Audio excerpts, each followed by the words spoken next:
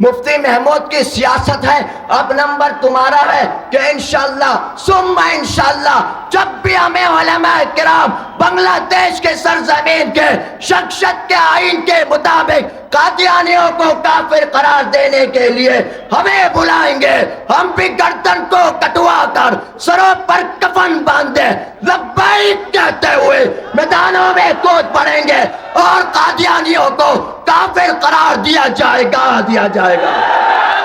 تو کون تکبیر، نعرہ تکبیر، کافر کافر، قادیانی لوگ کافر۔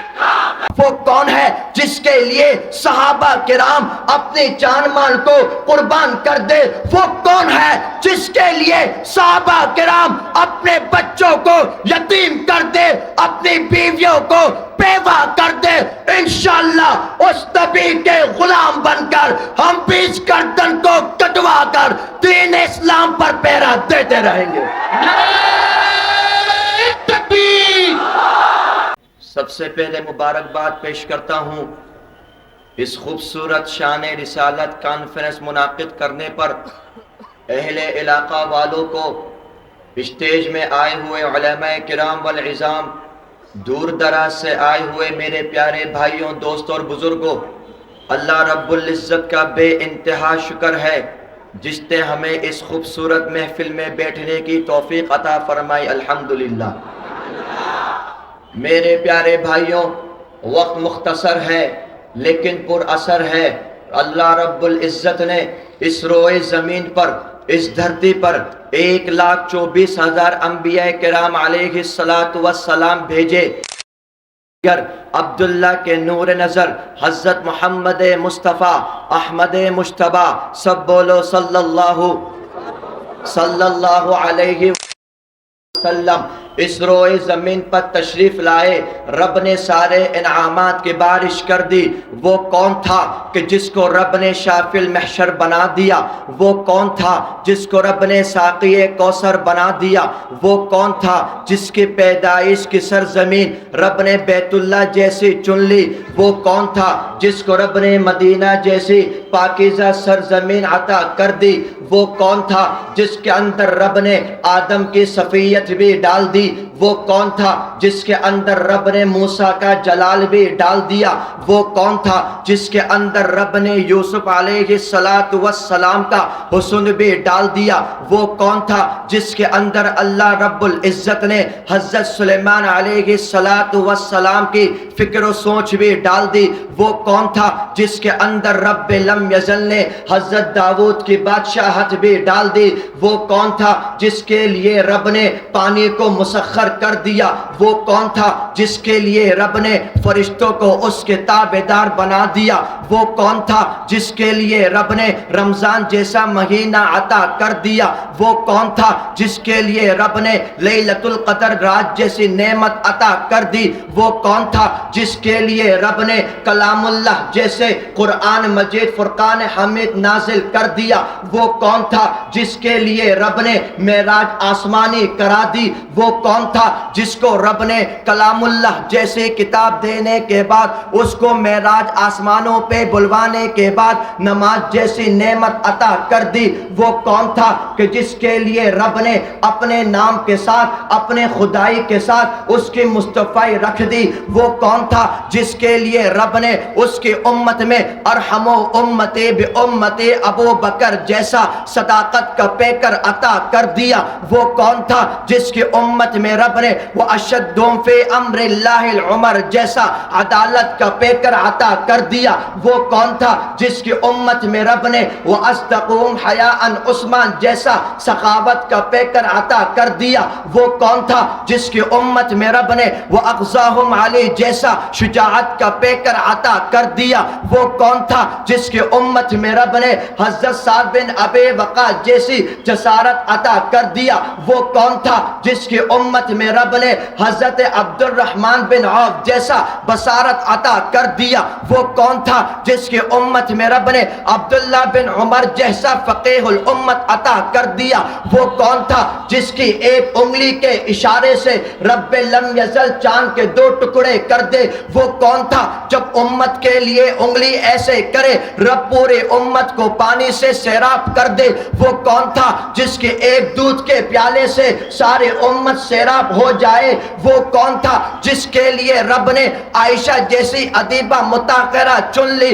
وہ کون تھا جب وہ قولوا لا الہ الا اللہ کہہ دے رب لم یزل ابو بکر کی زبان پر، عمر کی زبان پر، عثمان کی زبان پر، علی کی زبان پر، ابو ہریرہ کی زبان پر، حضرت عبداللہ بن مسعود کی زبان پر، بلال حبشی کی زبان پر، سلمان فارسی کی زبان پر آمنا وسلمنا جاری کر دے؟ وہ کون ہے کہ جب مسجد اقصی میں امامتی کے لیے آگے ہو، پیچھے 1,24,000 انبیاء کرام علیہ السلام اس کے مقتدی بنے، وہ مقتدا ہو، وہ امام ہو؟ وہ کون ہے جس کے لیے صحابہ کرام اپنی جان مال کو قربان کر دے؟ وہ کون ہے جس کے لیے صحابہ کرام اپنے بچوں کو یتیم کر دے، اپنی بیویوں کو بیوہ کر دے؟ انشاءاللہ اس نبی کے غلام بن کر ہم بھی اس گردن کو کٹوا کر دین اسلام پر پہرا دیتے رہیں گے۔ نعرہ تکبیر، نعرہ تکبیر، عسکری شمالان، شبر حق، شبر حق۔ میرے پیارے بھائیوں، دوسری بات، صحابہ کرام نے اس دین اسلام کی حفاظت کر کر ہم تک یہ دین اسلام پہنچایا ہے۔ یاد رکھ لینا اس بات کو، رب لم یزل نے پہلے وعدہ کر دیا، جاء الحق وزہق الباطل ان الباطل کان زہوقا۔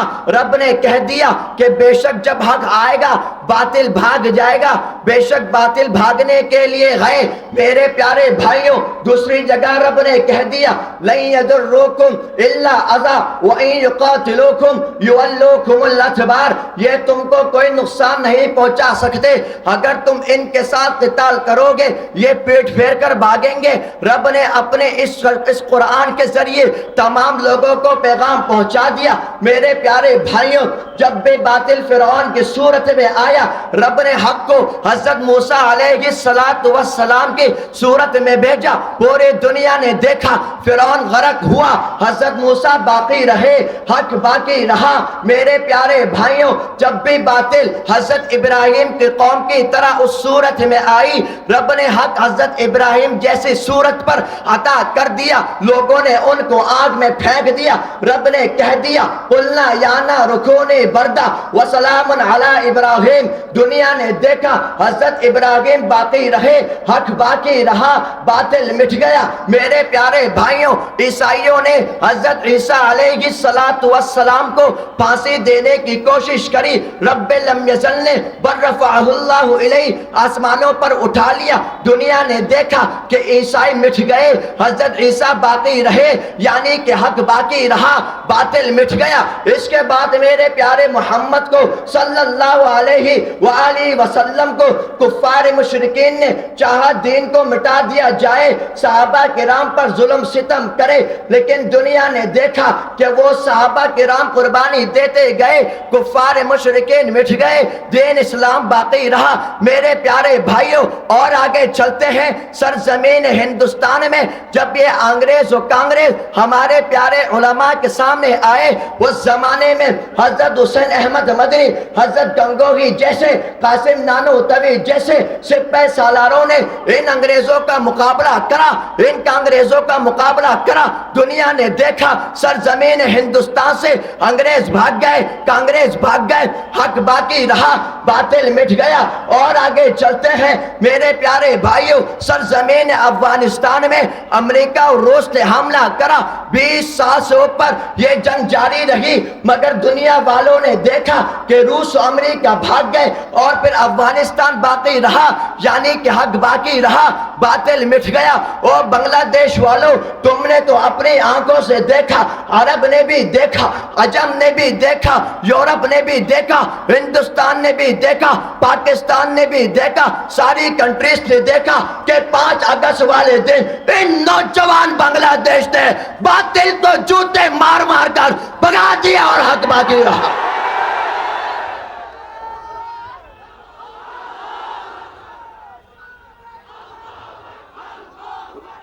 یہ باطل نے پوری دنیا میں، اس دنیا کو پوری باطل نے دیکھا کہ اس کو ہم نے ختم کر دیا۔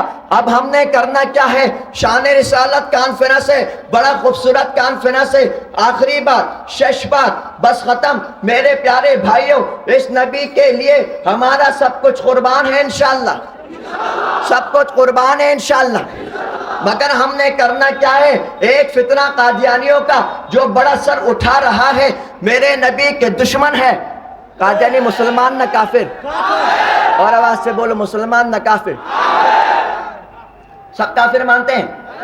اب ہم نے کرنا کیا ہے میرے پیارے بھائیوں؟ سن 1973 میں 1973 میں جب سرزمین پاکستان میں ان لوگوں نے اپنا سر اٹھایا، پھر کیا ہوا؟ اس زمانے کے علماء نے آواز دی کہ ان قادیانیوں کو پاکستان کے شنکشت کے آئین کے مطابق کافر قرار دیا جائے۔ لوگ اندولن کرنے روڈوں پر آ گئے، 10,000 لوگ شہید ہوئے۔ اللہ اکبر، اللہ اکبر۔ کتنے؟ 10,000 لوگ شہید ہوئے، مگر کوئی پیچھے نہ ہٹا۔ بچے بھی شہید، بوڑھے بھی شہید، مہیلا بھی شہیدہ، مفتی بھی شہید، عالم بھی شہید، مگر لوگ پیچھے نہ ہٹے۔ سب نے جینوں میں گولی کھا کر اس بل کو پاس کرا دیا۔ میرے پیارے نوجوانوں، اے بنگلہ دیش کے محافظ ختم نبوت، اے مجاہد ختم نبوت، تمہارے اندر ہی حضرت گنگوہی کا خون ہے، تمہارے اندر ہی حضرت حسین احمد مدنی کی للکار ہے، تمہارے اندر ہی مفتی محمود کی سیاست ہے۔ اب نمبر تمہارا ہے کہ انشاءاللہ ثم انشاءاللہ جب بھی ہمیں علماء کرام بنگلہ دیش کے سرزمین کے شنکشت کے آئین کے مطابق قادیانیوں کو کافر قرار دینے کے لیے ہمیں بلائیں گے، ہم بھی گردن کو کٹوا کر سروں پر کفن باندھے لبیک کہتے ہوئے میدانوں میں کود پڑیں گے اور قادیانیوں کو کافر قرار دیا جائے گا، دیا جائے گا۔ تو کون؟ تکبیر، نعرہ تکبیر، کافر کافر، قادیانی لوگ کافر، کافر کافر۔ تو پھر ہاتھوں کو اٹھاؤ اور بولو، گولی سے ڈرو گے تو نہیں، جیل سے ڈرو گے تو نہیں، اپنا گھر بار قربان کر دو گے انشاءاللہ، بچوں کو یتیم کر دو گے انشاءاللہ، ماں باپ کو قربان کر دو گے انشاءاللہ۔